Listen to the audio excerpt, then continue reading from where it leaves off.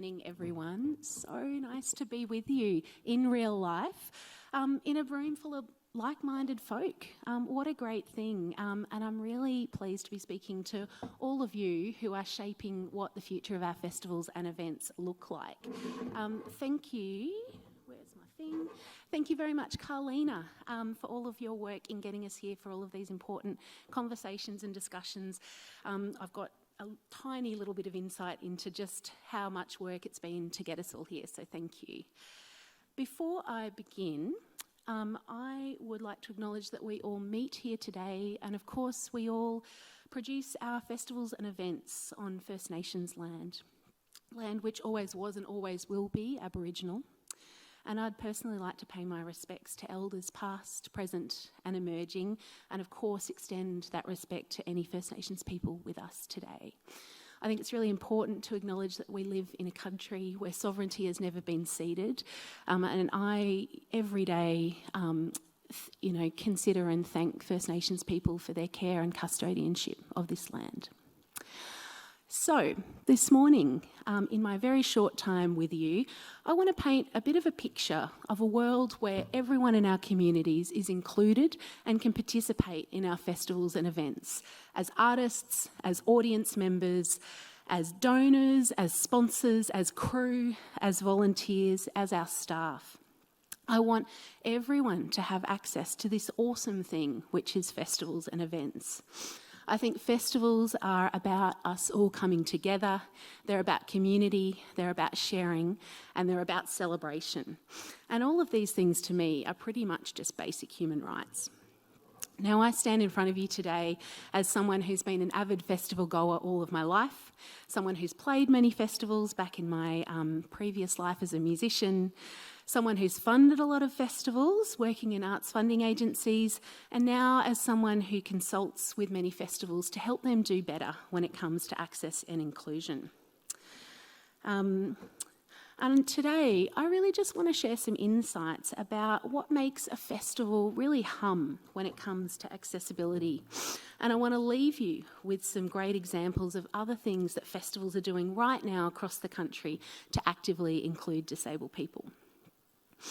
So, first up, why on earth do we need to bother with any of this? In fact, why am I on the program speaking to you today?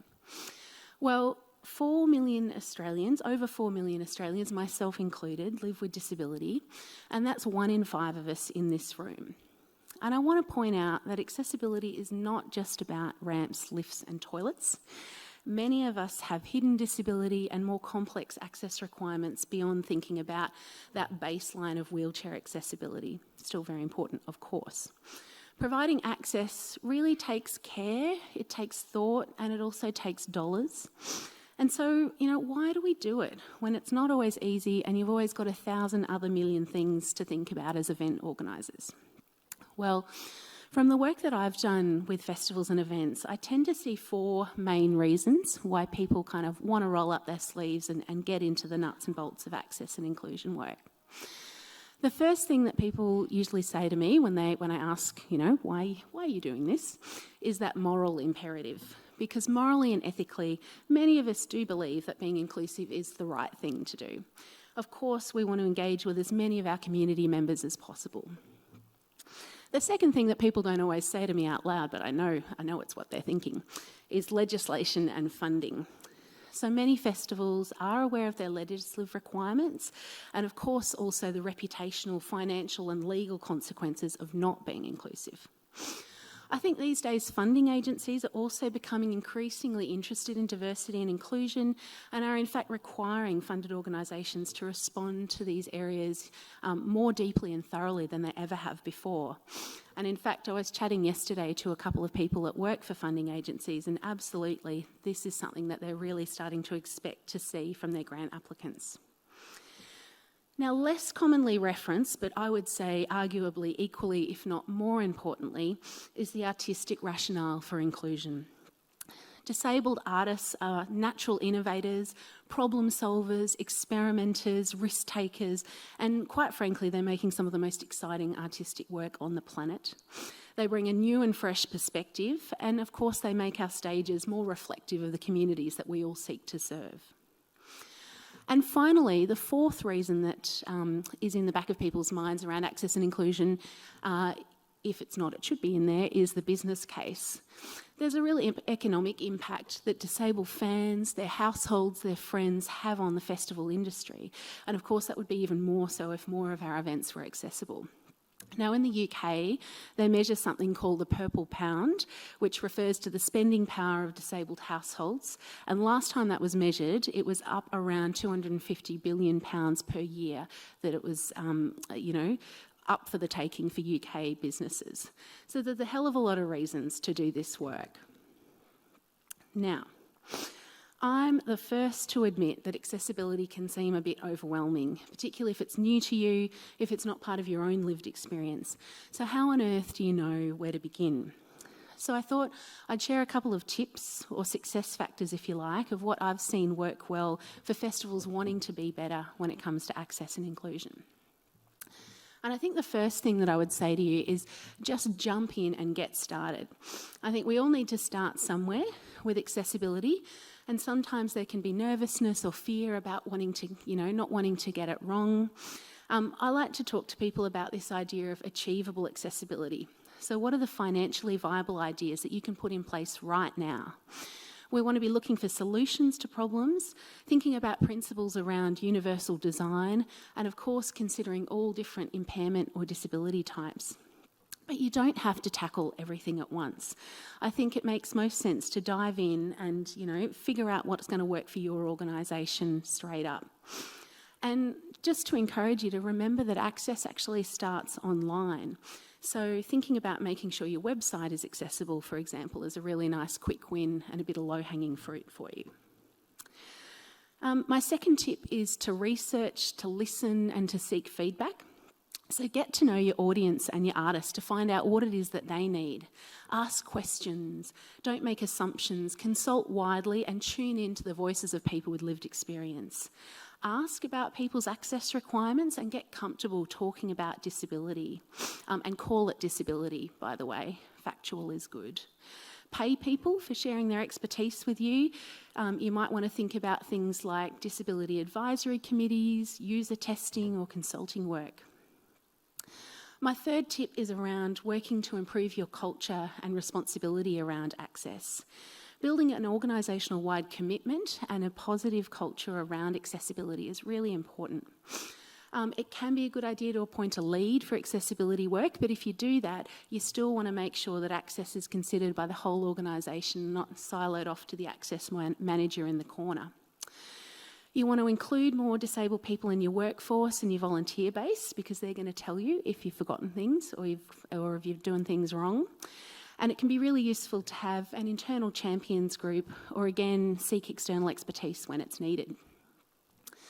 The fourth tip is around planning and continuous improvement. Consider access right from the start and plan ahead.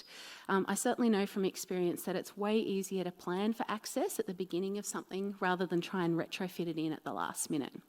Include access in your project plans, your production schedules, your budget templates. Develop a disability action plan, and I'll be talking to some of you about that tomorrow. Start a disability advisory group. And I think it's a really good idea to capture diversity demographic data, to analyse it and to use it to make informed decisions and improvements for your events. And my final tip is to connect and keep learning. There's no need to work in isolation doing accessibility work. Learn from other organisations and share resources. So many of us in this sector are really open. We don't like keeping secrets. We just want everyone to learn and for us to all be better at this. Collaborate with partners, work with people with lived experience. You can join networking groups, attend accessibility conferences and put access on the agenda for your regular forums and meetings. You can train your staff in disability awareness, understand those legislative requirements and stay up to date with emerging accessible technologies. And in fact, if you haven't already, I know Paul has a great booth outside called Party Hire that's got some really cool techie things that are on the market for audiences with sensory sensitivities. So, moving on from some of those high-level tips and drilling into a little bit more detail now, let's talk about some of the specific access elements in a festival. I think first up, it's really important to acknowledge that festivals have key influencing roles in our communities. What we do as festivals can influence so many other sectors, such as our arts and culture organisations, so we've got a real opportunity to lead by example. And of course, I'm a realist. One of the biggest access challenges that festivals have is often that you're using venues that you're not in direct control of. Sometimes, obviously, you're in tricky geographic locations or greenfield sites, and looking at all that mud in Glastonbury yesterday gave me some heart palpitations about wheelchair access, but I do know they have a very good access team and they're on top of it. As a festival, though, in many cases, we do actually have the ability to set our own minimum standards when we select our venues. And to give you an example of that, for the last couple of years, the Sydney Festival has had a minimum standard of wheelchair accessibility, so they won't program a show that's not in a wheelchair accessible venue.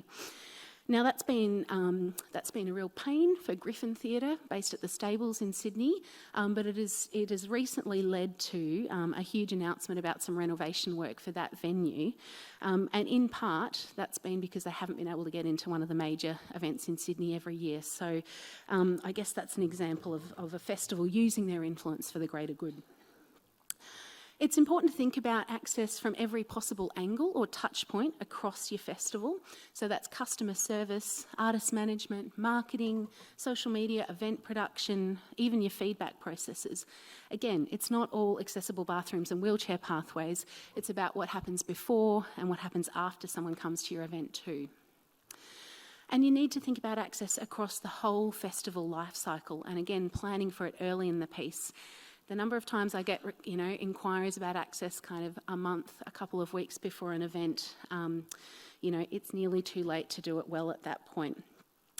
It's important also to think about staff turnover and what happens to your corporate knowledge around access in organisations that have got so many seasonal staff being engaged. So how might you include information about access through your onboarding processes so that everyone knows what it is and they have it in their hearts and minds as they go about their daily work? Temporary sites, of course, need particularly good management as access, we're not friends with weather and overcrowding and those sorts of things. So doing site testing, walkthroughs with people with disability is a really good idea, and that's where your Disability Advisory Committee can be really handy. Thinking about also site maintenance and checking over the course of your event from an access perspective, really important too. So many different festival elements need an access lens over them. Things like scheduling and programming. Can someone with mobility requirements get from one stage to the other to see different acts, for example? Campsites, obviously a whole other kettle of fish, and actually that's something that Glastonbury is really doing well in terms of accessibility. Emergency evacuation procedures, signage, food, beverage, merch stalls, queuing, seating. It's a pretty much endless list. But I think all of those different touch points across your event need to consider access and inclusion. And you need to think about, would someone with disability have an equitable and dignified experience using all of those different services? Now, I've given you a few things to think about and possibly a bit of a to-do list, I hope. But I wanted to share a few examples of some of my favourite accessible and inclusive festivals from across Australia to give you a bit of a flavour about how thinking about access and inclusion can play out in a real-world festival. So I want to start with one that's very dear to my heart, the Perth Festival. And I'm going to start with artists because I think that's what every arts organisation should start every strategy or plan with. So a couple of years ago, Wendy Martin was the artistic director, and she'd just come from the South Bank Centre in London where she ran the Unlimited Festival, which is a festival of deaf and disabled artists. And she brought that insight into her role at Perth Festival, and that commitment to artists with disability has remained with the festival ever since. And she was involved in the seeding of an incredible work with Black Swan Theatre and artist Julia Hales as part of the 2018 festival, I think. It was called You Know We Belong Together, and it was based on Julia's life and her obsession with home and away. Now, this work was written by Julia, an actor and writer with Down syndrome, and proudly included many other cast members with disability as well. Now that travel restrictions are finally lifted, this work has just been on at the Edinburgh International Festival and the South Bank Centre in London, and is going to be at the Sydney Opera House next week. And in many ways, that incredible disability-led work started with a festival who had an interest in supporting diverse artists. Next, I want to share with you an example about audiences. So Sydney Fringe has been working on creating some really great accessible content and events for its audiences with disability. Being an open access Fringe festival means, again, there isn't a lot that's in their direct control. However, they've formed a disability advisory committee, they've put on workshops for their artists about how artists can make their own work accessible for diverse audiences, and they've provided some really great information on venue access on their website to make it easy for people. And this year, they've introduced something called an access hub that they're calling Limitless. And what that's doing is bringing a number of accessible shows under one accessible roof at the venue 107 Projects in Redfern. So I think they're a really great example of a festival that's worked really closely with their disability community to design something with them that is going to work for them. Now, you're not all, big guys with thousands of trillions of dollars here, so I wanted to talk about some smaller or more remote or under-resourced festivals and what they can do to enact access and inclusion. And Carlina actually shared with me this beautiful recent example from the Monday Bash in Broken Hill.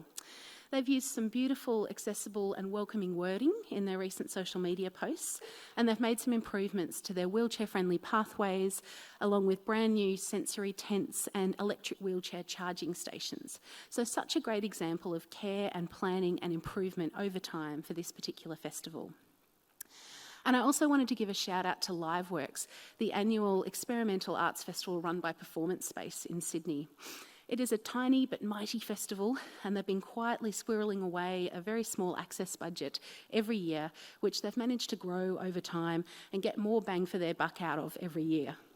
They've built relationships with disability community and artists over time, and the community now knows and trusts that their accessible programming is going to be good. And building that trust takes time, and it's a key part of audience development work with any access audience. So it's great to have witnessed the growth of this festival's access program over the last couple of years. Now, of course, it's great to see mainstream festivals really getting on the access bandwagon, but there's absolutely a place still for disability-specific festivals. And two of my favourite examples of these are Ability Fest, an accessible live music festival in Melbourne run by Dylan Alcott's Foundation, and that Unlimited Festival that still happens in London. It came out of the 2012 Olympic Games and the Cultural Olympiad they had around the Paralympics, and it's continued as a biennial festival every year since. Now, there's a lot that we can learn from disability-specific festivals because they kind of have to be accessible. And of course, they're often run by disabled people with various kinds of lived experience. Now, there's always more that can be done by any festival, and in my mind, there's no such thing as 100% accessible, and that's what keeps my job as an access consultant interesting. Things evolve, new tech emerges, and there's new ways of doing things. But I think seeing things like Auslan interpreters on every stage at Ability Fest, or some of the incredible international artists on the stages at Unlimited, these things are something for us all to watch, and we're starting to see them trickle through to the rest of the festival sector across the world as well. Now, my final shout-out example to share with you is one that has a focus on a completely different, diverse group, the LGBTQIA+ community. A few years back, some of you might be aware that Sydney won the bid for our next World Pride, which is going to take place in February, March next year, and it's going to be like Mardi Gras on steroids. A huge proportion of people with disability are also LGBTQIA+, 38% in fact, compared to 18% of the general population. So it was really important for Sydney World Pride to carefully think about how they were going to plan for accessibility as part of their event. So they engaged an access consultant, me. They wrote a disability action plan. They set up an internal reference group, an external working group of people with lived experience. They've appointed an accessibility manager with lived experience. They've built disability in as an artistic curatorial priority, which I love. And they've also found a really major sponsor and lots of dollars to fund their access program. So they've set themselves some pretty big access goals, and hopefully, with such good planning in place, I'm really excited to watch as that all pans out over the next 6 months. So that was a whistle-stop tour through my Accessible Festival highlights. There are so many more, but hopefully this gives you a bit of insight into some accessible practice happening across Australia right now in festivals and events. I think I want to leave you with the fact that access doesn't have to be hard, it doesn't have to be expensive or scary, but it does take thought, care and planning. And ultimately, creating an accessible festival or event isn't just going to be great for disabled people, it's going to be better for everyone. So I encourage all of you to have a think over the rest of this conference about what you personally can do to improve accessibility and inclusion for your festival or event. Whether it's developing an accessibility plan, setting up one of those advisory groups, or getting some training. Access and inclusion absolutely intersects with everyone's role across events in one way or another, and we all have that responsibility to ensure an inclusive future, and hopefully you can help me in creating a festival and events sector which everyone can access. So that's kind of it from me, but really happy to take some questions and very happy to chat to you outside over the course of the next day and a half as well. Really keen to hear about how you guys are thinking about access at your events as well. But any questions from anyone? Yes.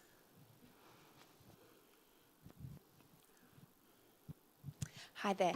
You mentioned about an accessible website. Can you just unpack that briefly and just sort of say what best practice might be, please? Oh yeah, that's like a day training session on that. I will refer you to a really great online accessibility checklist that's on my website.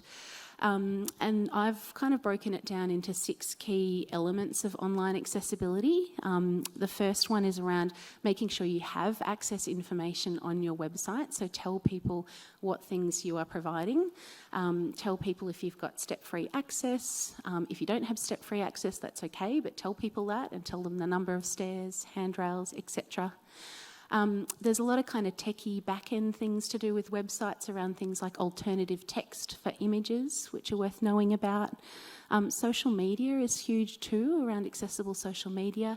You might have noticed things like image descriptions popping up on more and more posts now for people that are blind and low vision. So it's a huge area, but it's a great one because it's one of those free, low or no cost things to get right. So there's a cheat sheet on my website you can have a look at. Anyone else?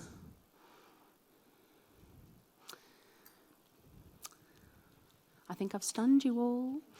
I'm doing a session tomorrow on accessibility action plan writing, so do come. Oh, sorry, I can't see anything. Sorry, yeah, these lights are full on. Yeah. The lights in the road. I'm Miriam. I'm from the Department of Regional New South Wales. I just wanted to make sure everyone knows if you're running an event in regional New South Wales, there is funding available for major events to support accessibility, and it's not little amounts. It's decent. So, yay, we can make it work. Thanks, Miriam. And you've just reminded me, don't be shy of putting access costs in your grant funding budgets as well. Places like the Australia Council have a funding line now for access costs. And, in my mind, I'd love to see every arts funding application include 10% for accessibility. But, we'll get there one day. But it's absolutely a legitimate cost to put in your funding requests as well. And that's that building it in and planning for it from the start, right? Now, was there anything else? Because I really can't see. All right, I think we might be done. Thank you. Look forward to chatting to you all.